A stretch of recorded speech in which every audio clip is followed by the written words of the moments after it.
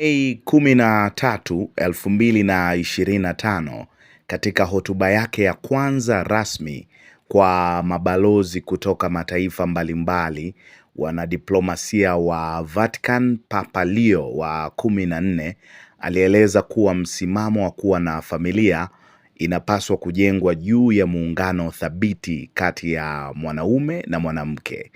Akihutubia katika tukio la kila mwaka la kupokea wanadiplomasia, alitahadharisha dhidi ya kile alichokiita itikadi ya kijinsia, akisema inajaribu kuunda jinsia mpya ambazo hazipo.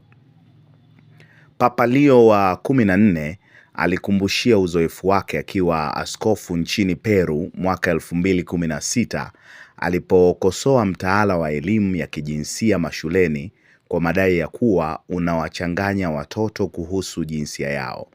Wakati huo huo pia alielezea pia umuhimu wa kulinda utu wa binadamu kwa makundi yote, wakiwemo wahamiaji, wazee na maskini, lakini pia alikwepa kuunga mkono baraka za wazi kwa wanandoa wa jinsia moja.